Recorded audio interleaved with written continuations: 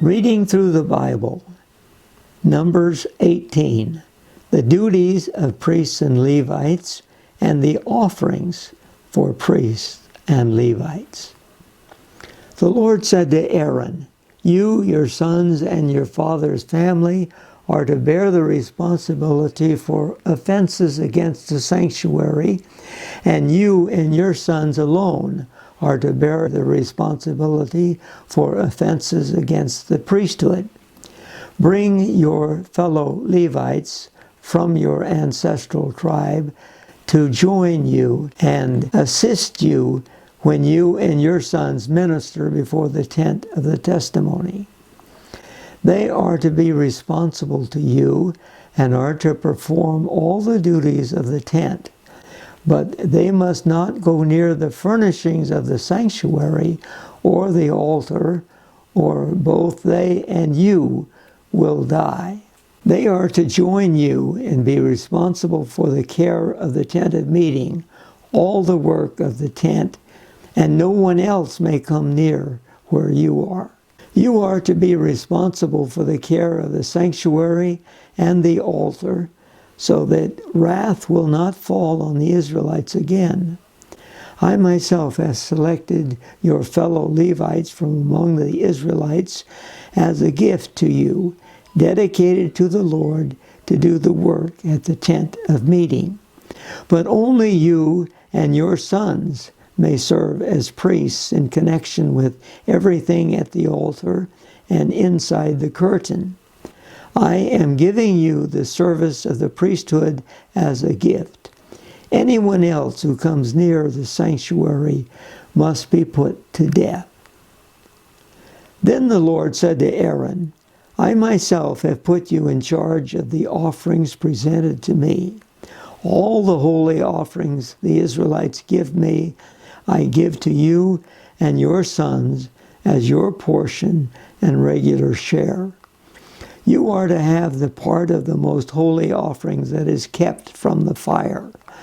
From all the gifts they bring me as most holy offerings, whether grain or sin or guilt offerings, that part belongs to you and your sons. Eat it as something most holy. Every male shall eat it. You must regard it as holy. This also is yours. Whatever is set aside from the gift of all the wave offerings of the Israelites, I give this to you and your sons and daughters as your regular share. Everyone in your household who is ceremonially clean may eat it.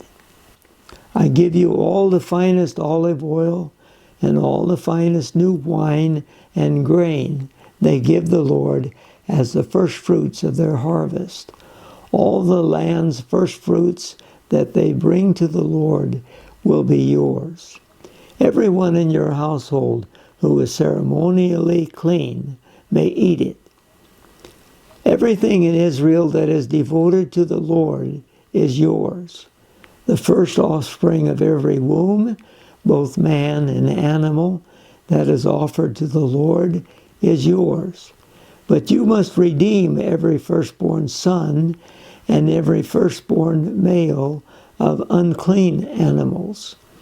When they are a month old, you must redeem them at the redemption price set at 5 shekels of silver, according to the sanctuary shekel, which weighs 20 gerahs.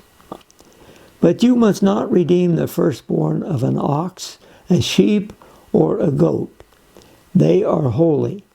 Sprinkle their blood on the altar and burn their fat as an offering made by fire, an aroma pleasing to the Lord. Their meat is to be yours, just as the breast of the wave offering and the right thigh are yours. Whatever is set aside from the holy offerings the Israelites present to the Lord, I give to you and your sons and daughters as your regular share. It is an everlasting covenant of salt before the Lord for both you and your offspring." The Lord said to Aaron, You will have no inheritance in the land, nor will you have any share among them. I am your share and your inheritance among the Israelites. I give to the Levites all the tithes in Israel as their inheritance in return for the work they do while serving at the tent of meeting. From now on, the Israelites must not go near the tent of meeting, or they will bear the consequences of their sin and will die. It is the Levites who are to do the work at the tent of meeting and bear the responsibility for offenses against it. This is a lasting ordinance for the generations to come. They will receive no inheritance among the Israelites. Instead, I give to the Levites as their inheritance the tithe that the Israelites present as an offering to the Lord. That is why I said concerning them, they will have no inheritance among the Israelites.